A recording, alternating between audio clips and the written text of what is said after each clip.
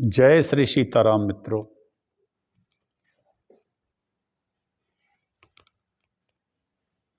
ब्रह्म पुराण की कथा में मैं राजेंद्र मिश्र टीकमगढ़ मध्य प्रदेश से नित्य कहता हूँ, अब ब्रह्म पुराण अपनी पूर्णता की ओर है। संभवतः 1-2 दिन लगेंगे।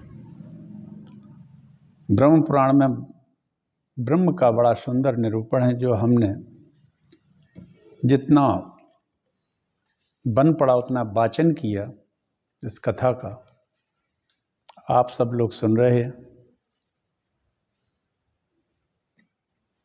कल तक योग और सांख्य का संक्षिप्त वर्णन, अक्षर अक्षर ब्रह्म का वर्णन का वाचन हमने किया था, जो कराल जनक से वशिष्ठ जी ने बताया है। वशिष्ठ जी कह रहे हैं और जनक जी उसको सुन रहे हैं और बीच बीच में प्रश्न करते हैं। उसी का वाचन मैंने आप लोगों से किया। यह कथा सतयुग में नैमिषारण्य तीर्थ में 12 वर्ष के यज्ञ सत्र में लोमहर्षण जी ने ऋषियों को सुनाई थी। उसी कथा का मैं वाचन कर रहा हूँ।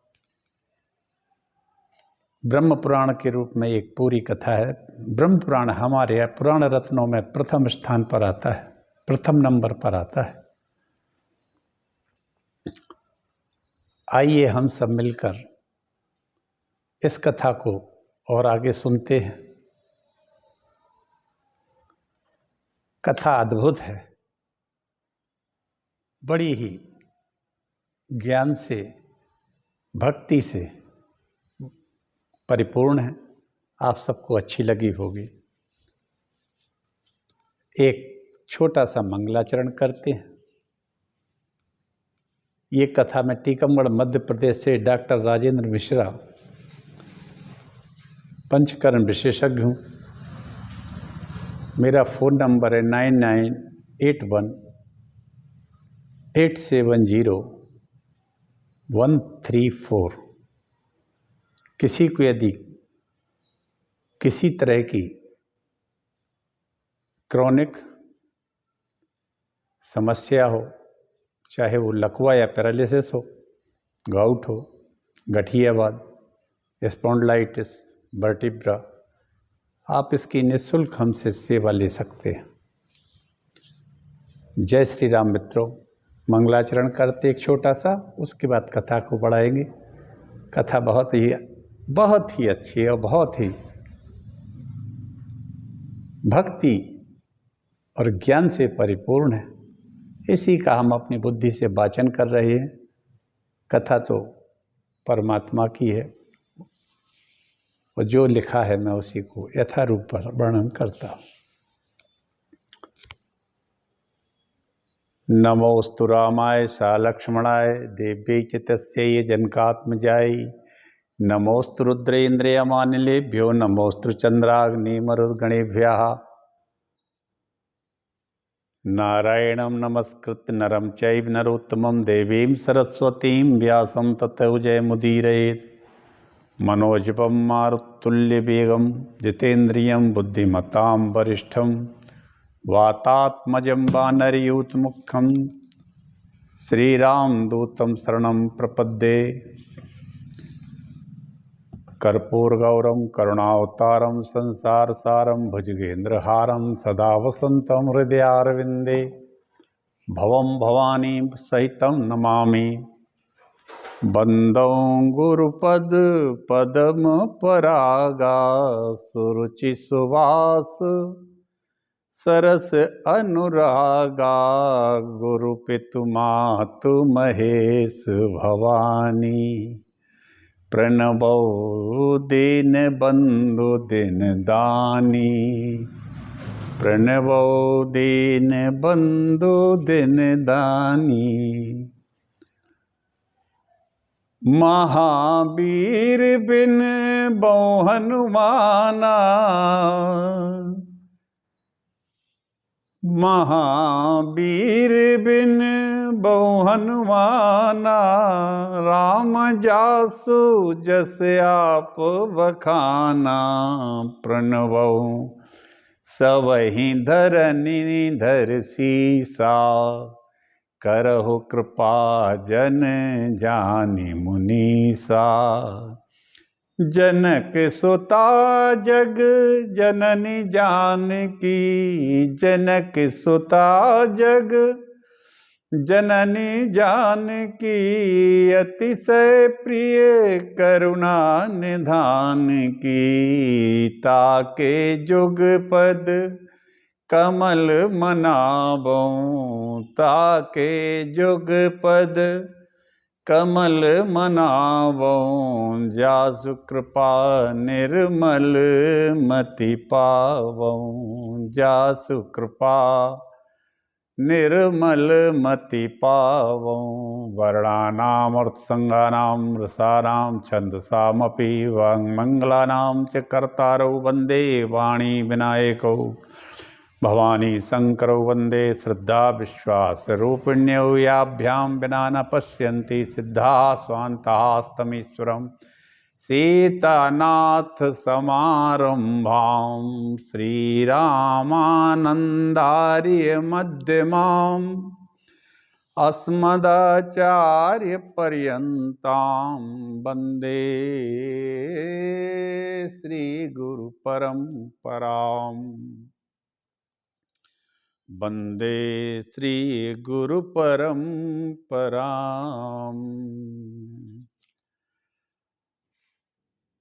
वन्दे श्रीगुरु परम्पराम्।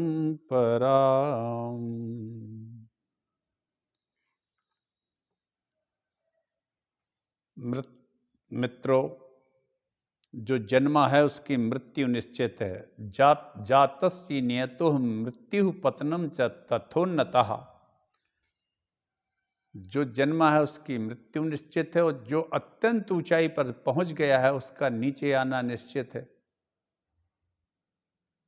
अवश्यम भावी है। संयोग का अवसान वियोग, और संग्रह हो जाने पर उसका क्षरण होता है, ये निश्चित है समझकर बचपन से ही भगवान श्री हरि के चरणों में सदैव ध्यान नस्त होकर ध्यान करना चाहिए, उनकी लीलाओं को सुनना चाहिए और आनंदित होना चाहिए। मनमोहन मूरत तेरी प्रभु, मनमोहन मूरत तेरी प्रभु, हम ढूंढ ही लेंगे कहीं न कहीं, मनमोहन मूरत तेरी प्रभु, हम ढूंढ ही लेंगे कहीं न कहीं, यदि चाह हमारे दिल में है, यदि चाह हमारे दिल में है, तुम्हें ढूंढ ही लेंगे कहीं न कहीं, तुम्हें ढूंढ ही लेंगे कहीं न कहीं, मनमोहन मूरत तेरी प्रभु, मनमोहन मूरत तेरी प्रभु, हम ढूंढ ही लेंगे कहीं न कहीं, यदि चाह हमारे दिल में है, तुम्हें ढूंढ ही लेंगे कहीं न कहीं, तुम्हें ढूंढ ही लेंगे कहीं न कहीं, मनमोहन मूरत तेरी प्रभु। काशी मथुरा वृंदावन में या अवधपुरी की गलियन में, काशी मथुरा वृंदावन में या अवधपुरी की गलियन में, काशी मथुरा वृंदावन में या अवधपुरी की गलियन में, काशी मथुरा वृंदावन में या अवधपुरी की गलियन में, या अवधपुरी की गलियन में, गंगा यमुना सरयू तट पर, गंगा यमुना सरयू तट पर, गंगा यमुना सरयू तट पर, तुम्हें ढूंढ ही लेंगे कहीं न कहीं, तुम्हें ढूंढ ही लेंगे कहीं न कहीं, मनमोहन मूरत तेरी प्रभु। मिल जाओगे आप कहीं न कहीं, मिल जाओगे आप कहीं न कहीं, मनमोहन मूरत तेरी प्रभु। सब भक्त तुम्ही को घेरेंगे,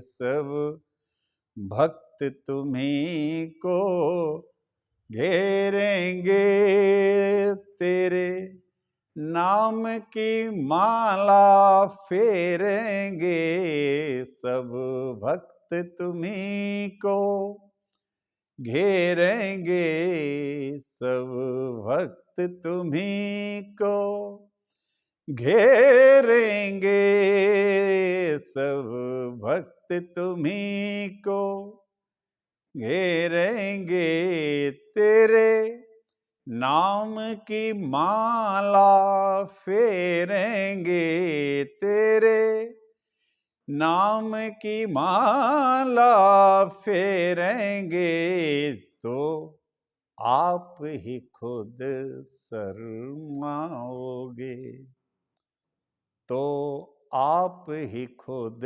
शर्माओगे, हमें दर्शन दोगे कहीं न कहीं, तो दर्शन दोगे कहीं न कहीं, मनमोहन मूरत तेरी प्रभु। हमें दर्शन दोगे कहीं न कहीं, हमें दर्शन दोगे कहीं न कहीं, मनमोहन मूरत तेरी प्रभु। मिल जाओगे आप कहीं न कहीं, मिल जाओगे आप कहीं न कहीं, यदि चाह हमारे दिल में है, तुम्हें ढूंढ ही लेंगे कहीं ना कहीं, तुम्हें ढूंढ ही लेंगे कहीं न कहीं, मनमोहन मूरत तेरी प्रभु। अभी कथा में वशिष्ठ और कराल जनक का संवाद चल रहा है मित्रों। योग और सांख्य का मैंने अभी वर्णन किया था, वाचन किया था कथा का। आज क्षर अक्षर तथा और योग तथा सांख्य का वर्णन का वाचन कर रहा हूँ। वर्णन थोड़ी है, वर्णन तो भगवान कर रहे हैं, ब्रह्मा जी। चलिए आगे बढ़ते हैं। जनक जी ने कहा वशिष्ठ जी से कि हे मुनि श्रेष्ठ, क्षर और अक्षर प्रकृति और पुरुष दोनों का संबंध तो पति पत्नी जैसा है। जैसे पुरुष पत्नी के बिना और पत्नी पुरुष के बिना संतान उत्पन्न नहीं कर सकती, इसी तरह एक दूसरे से संयुक्त होकर प्रकृति और पुरुष सृष्टि करते हैं। ऐसी दशा में पुरुष का मोक्ष असंभव जान पड़ता है। यदि कोई दृष्टांत हो तो हमें बताइए, क्योंकि आपको सब कुछ प्रत्यक्ष है और हमारे मन में मोक्ष की प्रबल अभिलाषा है। जनक जी कहते हैं, किससे कहते हैं? वशिष्ठ जी से। अब वशिष्ठ जी समझाते हैं। वशिष्ठ जी बोले, राजन तुम्हारा कहना ठीक है। तुमने वेद और शास्त्रों का दृष्टांत देकर अपना प्रश्न उपस्थित किया है। प्रश्न करने वाले महाज्ञानी हैं। और वशिष्ठ तो एक तरह से 9 ब्रह्मा जो हैं, 9 ऋषि हैं, उनमें से एक है जो सृष्टि की रचना करने में समर्थ है। वशिष्ठ जी ने कहा तुम्हारा कहना ठीक है, तथापि ग्रंथ का यथार्थ तत्व तो अभी तुम्हारी समझ में नहीं आया है। जो वेद और शास्त्रों के ग्रंथों को रट तो लेता है। आहा, क्या बात है। वशिष्ठ जी कहते हैं कि जो ग्रंथ वेद शास्त्रों को रट तो लेता है, खूब रट लेता है, रट्टाफिकेशन करता रहता है। क्यों? क्योंकि कई जगह उसको भागवत या कई जगह प्रोग्राम करना पड़ते हैं, बिठाते हैं लोग बाग। वशिष्ठ जी ने इसको बड़े अच्छी तरह से कहा कि लोग बाग वेद और शास्त्रों के ग्रंथों को तो रट लेते हैं, किंतु उसके वास्तविक तत्व को नहीं समझते। उनका वह रटना व्यर्थ है। जो ग्रंथ रटे हुए ग्रंथ का अर्थ नहीं सही ढंग से तत्व को नहीं जानता, वह तो केवल उसका बोझा ढोता रहता है। जैसे सर पे कोई बोझ ढोता है, ऐसे ही वो इन ग्रंथों की रटाई का बोझ ढोता रहता है। और जब ऐसा व्यक्ति है तो वो उस ग्रंथ के बारे में निर्णय कैसे कर सकता है, कैसे समझा सकता है? इसलिए वास्तविक तत्व को समझ लेना चाहिए।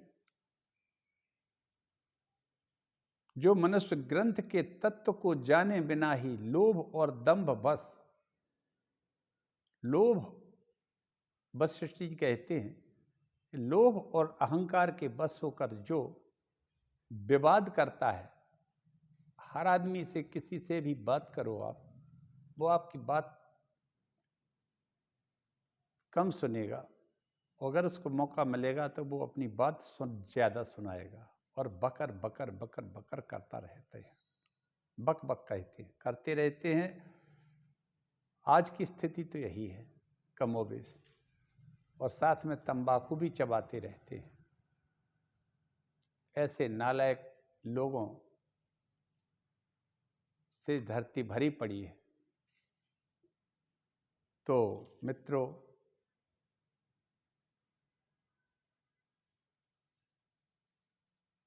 सांख्य और योग के ज्ञाता महात्मा पुरुष, सांख्य और योग के ज्ञाता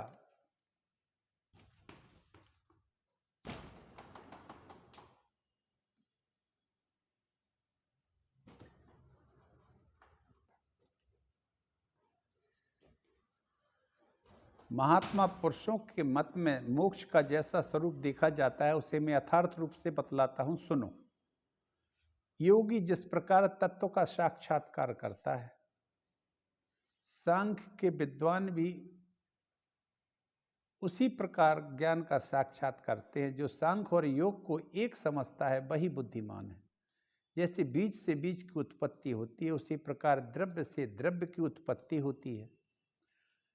इंद्रिय से इंद्रिय, देह से देह की उत्पत्ति प्राप्ति होती है। परंतु महात्मा तो इंद्रिय, बीज, द्रव्य, देह से रहित एक निर्गुण परमात्मा है।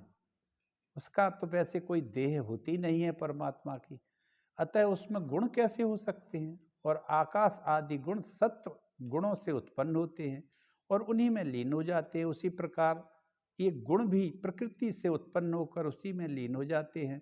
आत्मा तो मृत्यु और जन्म से रहित है, अनंत सबका दृष्टा एवं अद्वितीय है। यह सत्व गुणों में केवल अभिमान के कारण गुण स्वरूप कहलाता है। गुण तो गुणवान में ही रहते हैं, निर्गुण परमात्मा में गुण कैसे हो सकते हैं? अतः गुण को स्वरूप से जानने वाले विद्वान पुरुष ऐसा मानते हैं कि जीवात्मा इन प्राकृतिक गुणों में अपनेपन का अभिमान करता है। उस समय वह गुणवान सा होकर विभिन्न विभिन्न गुणों को देखता है, परंतु जब अभिमान को छोड़ देता है, अहंकार को छोड़ देता है, उस समय देह में आत्मबुद्धि का परित्याग करके वह अपने विशुद्ध परमात्म स्वरूप को उसका साक्षात करता है। आहा, उस परमात्मा को बुद्धि आदि से परे सांख्य योग रूप बताया गया है।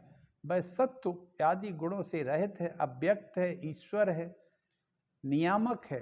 ईश्वर को नियामक कहा जाता है मित्रों। निर्गुण है, नित्य है, प्रकृति और उसके गुणों का अधिष्ठाता 25वां तत्व है ये। सांख्य और योग में कुशल एवं परम तत्व की खोज करने वाले विद्वानों का कथन है। इस प्रकार परस्पर संबंध रखने वाले प्रकृति पुरुष का स्वरूप बताया है। सदा एक रूप में रहने वाला परमात्मा अक्षर है और नाना रूप में प्रतीत होने वाला प्राकृतिक जगत क्षर कहलाता है। संसार सारांश यह है कि एक तत्व ही अक्षर है और नाना तत्व ही क्षर है। जीवात्मा 25वां तत्व है जो शरीर में स्थित रहता है, परमात्मा में वही स्थित हो जाता है। उस समय उसकी सम्यक स्थिति बताई जाती है। एकत्व एक और नानात्व अनेक रूपों में उस परमात्मा का ही दर्शन होता है। तत्ववेत्ता पुरुष एकत्व और नानात्व दोनों के पार्थक्य को भली भांति जानता है। मनीषी पुरुष 25 तत्वों की संख्या बतलाते हैं, परंतु उनमें 25वां तत्व ही वह परमात्मा है जो सत्तत्वों से विलक्षण है, इन सबसे अलग है। वशिष्ठ जी कहते हैं, राजन, योग का प्रधान, अब योग धर्म को बताते हैं, योग का प्रधान कर्तव्य ध्यान। ध्यान योगियों का सबसे बड़ा बल है। उसका परमात्मा का ध्यान केवल हृदय में किया जाता है। योग विद्या के ज्ञाता विद्वान पुरुष उसकी एकाग्रता और प्राणायाम, ये ध्यान के दो भेद हैं। कोई प्राणायाम करके करता है, रेचक, कुंभक, पूरक। आजकल रामदेव वगैरह जी बाबा बताते हैं बहुत सारे योग। योगी को सब प्रकार से आसक्तियों का त्याग करके मिताहारी, कम भोजन और जितेंद्रिय होना चाहिए। वह रात्रि के पहले और अंतिम भाग में परमात्मा में मन लगाकर अंतःकरण में उसका ध्यान करे। मिथिलेश्वर संपूर्ण इंद्रियों को मन के द्वारा स्थित करके मन को बुद्धि में स्थापित कर दे और पत्थर की भांति अचल हो जाए, तभी उसे योग युक्त कहते हैं। जिस समय उसमें सुनने की, सूंघने की, स्वाद लेने की, देखने की, स्पर्श करने का भी ध्यान नहीं रहे, जब मन में किसी प्रकार का संकल्प ना उठे, मन एकाग्र हो जाए, वह स्थिर हो जाए, शुद्ध बुद्ध खो जाए, उसको योग युक्त पुरुष कहते हैं। ध्यान निष्ठ योगी को अपने हृदय में धूम रहित अग्नि किरण मालाओं से मंडित सूर्य और विद्युत के समान तेजस्वी आत्मा का जब साक्षात्कार हो जाता है तो वह धैर्यवान, मनीषी, वेदवेत्ता ब्राह्मण ही उस अजन्मा एवं अमृत स्वरूप ब्रह्म का दर्शन कर पाते हैं। वह ब्रह्म अणु से भी अणु, छोटे से छोटा दिखाई नहीं देता है और महान से महान कहा गया है। सर्वत्र संपूर्ण भूतों में स्थित होती हुई किसी को वह दिखाई तो देता नहीं है। वेदों में पारगामी तत्व विद्वानों ने उसे तमस से दूर कर दिया है, अज्ञान के अंधकार से परे बताया है। वह निर्मल एवं लिंग रहित है। यही योगियों का योग है। इसके सिवा योग का और क्या लक्षण हो सकता है? इस प्रकार साधना करने वाला योगी सबके दृष्टा अजर अमर परमात्मा का दर्शन कर पाता है। यहाँ तक मैंने तुम्हें योग दर्शन का यथार्थ स्वरूप का वर्णन कर दिया है जनक जी। अब सांख्य वर्णन सुन लो। यह विचार प्रधान दर्शन है। प्रकृतिवादी विद्वान इसे मूल प्रकृति को अव्यक्त कहते हैं। जो हम प्रकृति ये देखते हैं ये अव्यक्त है, व्यक्त नहीं हो पाती है। उससे दूसरा तत्व प्रकट होता है महत तत्व। महत तत्व से होता है अहंकार, तत्व की उत्पत्ति होती है। सांख्य दर्शन के ज्ञाता अहंकार से सूक्ष्म भूतों की पंच तन मात्राओं का प्रादुर्भाव बतलाते हैं। इन आठों को प्रकृति कहते हैं। इनमें 16 तत्वों की उत्पत्ति होती है जो विकृति कहलाती है। इसमें 5 ज्ञानेन्द्रियां, 5 कर्मेंद्रियां, 11वां मन, 5 स्थूल भूत, ये 16 विकार हैं। ये प्रकृति और विकृति मिलकर 24 तत्व होते हैं। वाह क्या बात है। सांख्य दर्शन देखिए आप, विकृति और प्रकृति ये दोनों मिलकर के संसार की रचना करते हैं। ये 16 विकार कहलाते हैं। प्रकृति और विकृति मिलकर 24 तत्व होते हैं। सांख्य दर्शन में तत्वों की इतनी ही संख्या बताई गई है। सांख्य का मार्ग पर स्थित सांख्य विधि के ज्ञाता मनीषी पुरुष ऐसा ही कहते हैं। जो तत्व जिससे उत्पन्न होता है उसी में उसका लय हो जाता है। प्रकृति परमात्मा के सानिध्य से अनुलोम क्रम से अनुसार तत्वों की रचना करती है और महत्तत्व से प्रकृति से महत्तत्व, महत्तत्व से अहंकार, अहंकार से सूक्ष्म भूत आदि से क्रम से सृष्टि, ये पूरी सृष्टि जन्म लेती है। ब्रह्मांड जन्म लेते हैं, पृथ्वी जन्म लेती है, किंतु उसका संहार विलोम क्रम से होता है। अर्थात पृथ्वी का जल में, जल का तेज में, तेज का वायु में लय होता है।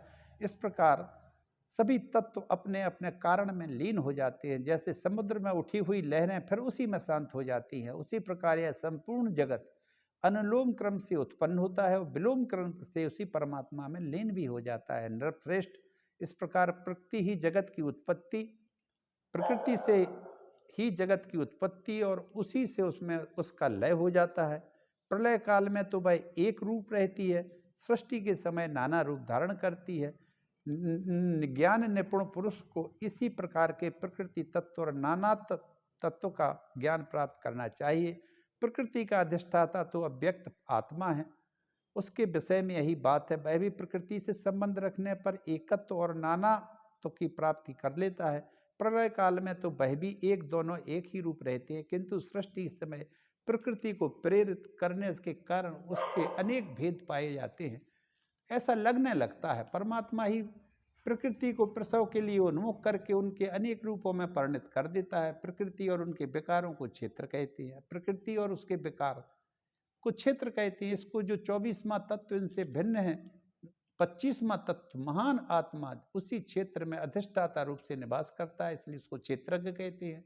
क्षेत्रज्ञ प्रकृति जनित पुरुष शरीर में शयन करता है, इसलिए उसको पुरुष भी कहते हैं।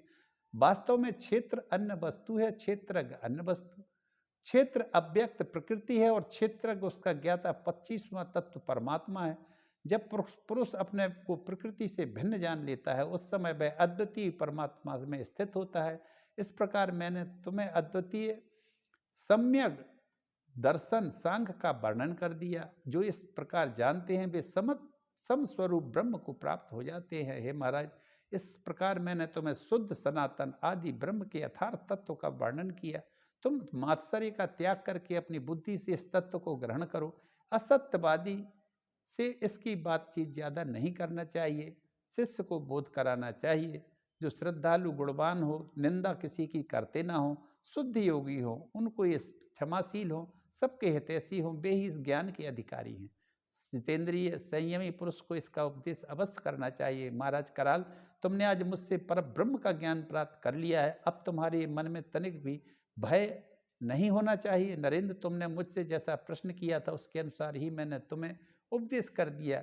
अब कोई दूसरी बात नहीं रह गई है। यह महान ज्ञान मोक्ष वेत्ता पुरुषों का परम आश्रय है। यह मुझे साक्षात ब्रह्मा जी से प्राप्त हुआ था। व्यास जी कहते हैं, मुनिवरु, पूर्व काल में महर्षि वशिष्ठ ने जिस प्रकार 25वें तत्व पर ब्रह्म के स्वरूप का वर्णन किया था उसी प्रकार मैंने तुम्हें बतला दिया। यही वह ब्रह्म है जिसे जान लेने पर मनुष्य फिर संसार में नहीं आता है। वह ज्ञान हिरण्यगर्भ ब्रह्मा जी से महर्षि वशिष्ठ को प्राप्त हुआ था। यह ज्ञान हिरण्यगर्भ ब्रह्मा जी से वशिष्ठ को प्राप्त हुआ, वशिष्ठ जी से नारद को मिला, नारद ने मुझको दिया। वही सनातन ज्ञान मैंने तुम सब लोगों को बताया है। यह परम पद है, इसका श्रवण करके अब तुम्हें शोक नहीं करना चाहिए। जिसने क्षर अक्षर के भेद से जान लिया, उसे किसी प्रकार का इस संसार में भय नहीं रहता है। जो उन्हें ठीक ठीक नहीं जानता उसी को भय है।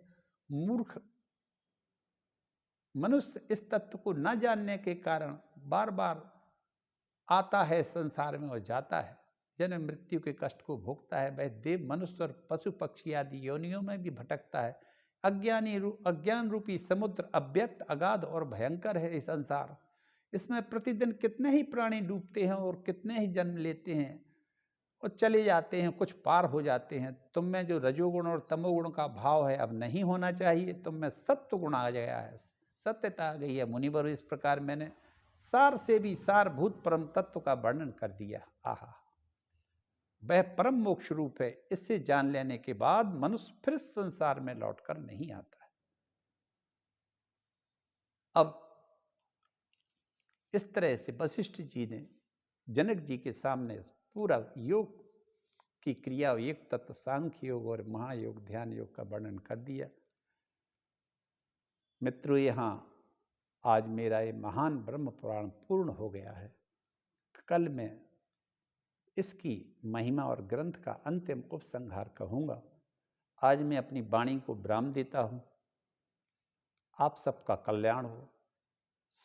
मेरे देशवासियों, संपूर्ण देश के प्रत्येक व्यक्ति पर और प्रत्येक जीवधारी पर उस परमात्मा की कृपा बनी रहे। नया साल सबको मंगलमय हो। 2 दिन मैंने बीच में अभी पुराण का वाचन नहीं कर पाया, क्योंकि कुछ कारणवश मुझे बाहर जाना पड़ा था, इसलिए आज मैंने इसको किया है। पूर्ण हो गया है ब्रह्म पुराण। कल मैं इसकी उपसंहार की कथा कहूँगा। आप सबसे कि अब से आज आप सबसे मैं आज्ञा चाहता हूँ। मैं वाणी को विराम देता हूँ। वंदे मातरम।